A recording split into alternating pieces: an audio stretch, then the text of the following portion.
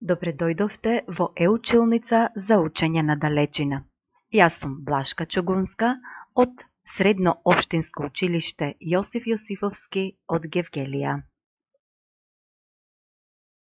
Денес ќе обработиме наставната единица стопанско значење на почвите од тема број 5 почви, растителен и животински свет за втора година реформирано гимназиско образование.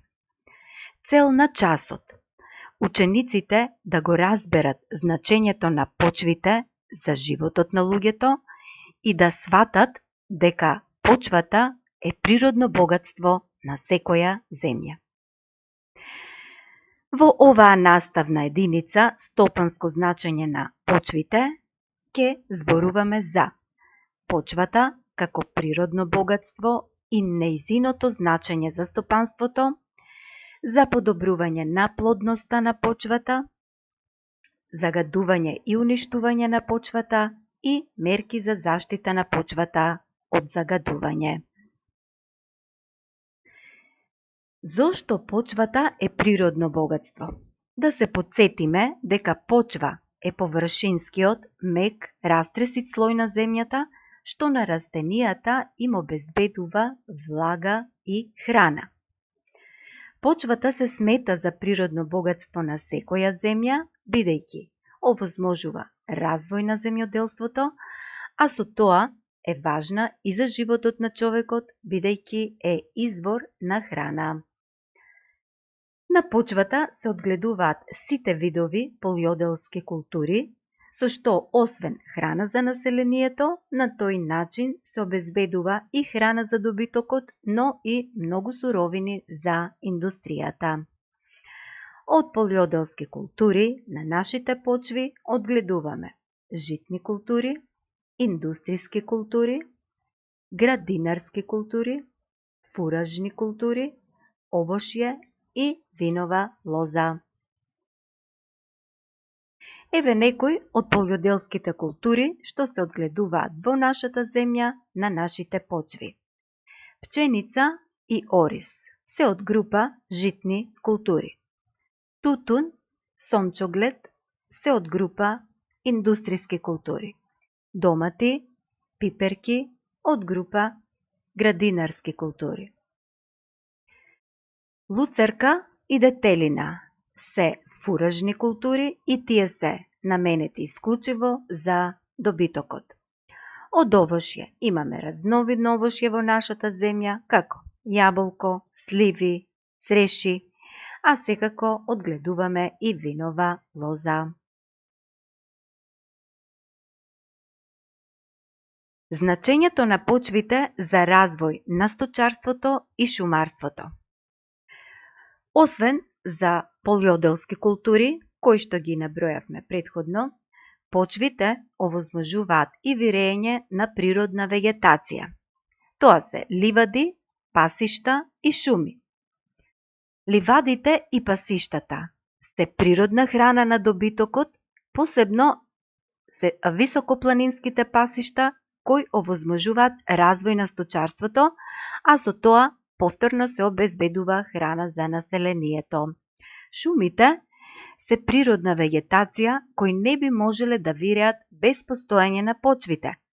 Од нив се обезбедува големо количество дрва, кои се суровина за повеќе индустријски гранки.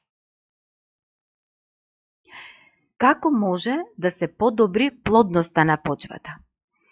Плодноста на почвата секако зависи од нејзините својства, но и од начинот на нејзината обработка.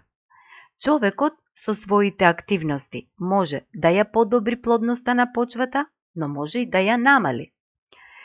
Човекот значително може да ја подобри плодноста на почвата со примена на агротехнички мерки, како што се длабокоорање на почвите, ѓубрење и наводнување на почвите. Понатаму, менување на земјоделски култури и заштита од загадување. Како се загадуваат почвите? Создавањето на почвата знаеме дека е многу долг процес. затоа таа треба да се чува, односно рационално да се користи. Со нерационално користење и прекумерна употреба на вештачки ѓубрива, почвата може да ја намали својата плодност. Таа може да се уништи и со загадување. И тоа, со употреба на разни пестициди и вештачки ѓубрива. Иако ги спомнавме дека ја подобруваат плодноста на почвата, сепак со нивна прекумерна употреба може да дојде до загадување на почвите. Понатаму, со наводнување, со загадена вода, со фрлање отпадоци, пластика, хартија, кожа, гума, стакло, метал, со истурање на технички масла и природно со ерозија. Тоа всушност се случува кога атмосферската вода, или тоа се врнежите, го носи со себе ситниот раздробен материјал од падините и го натрупува врз плодната почва, односно доаѓа до лискање на земјиштето. Ерозијата на почвата представува губење на горниот слој на почвата под дејство на атмосферска вода или врнежите, а тој слој е најплоден и содржи големо количество на хранливи материи. Со уништување на шумите, за жал, се забрзува и овој процес на ерозија. Мерки за заштита на почвите од загадување. Почвата представува најзагрозено природно богатство. Во последните 2 децении ерозијата е зголемена за 50%, па секоја година се губи околу 0,70% од вкупната почвена маса. Доколку не се почне со заштита на почвата, постои опасност од целосно губење на почвената маса во наредните 100 до 150 години.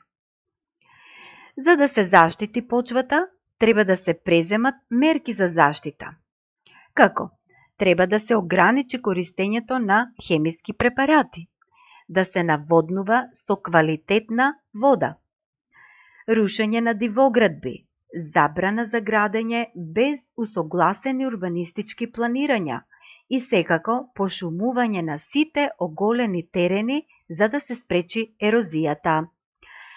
Со изградба на индустријски капацитети, сообраќајници и други објекти, постојано се намалува обработливата површина, како во нашата земја, така е случај и во светот. Тоа е случај со градот Скопје и другите поголеми градови во нашата држава. Со градење на индустријските капацитети, со градење на сообраќајници, отварање на рудници, доаѓаме до трајно губење на плодната почва. Прашања за проверка на наученото. Прво прашање. Зошто почвите се сметаат за природно богатство? Второ прашање. На кој начин човекот ја подобрува плодноста на почвата? Трето прашање. Како се намалува плодноста на почвите? Четврто. Како со ерозија се уништува почвата? Пето прашање. На кој начин доаѓа до трајно намалување на површината на почвата? И шесто. Кои мерки се преземаат за заштита на почвата? Ви благодарам на вниманието.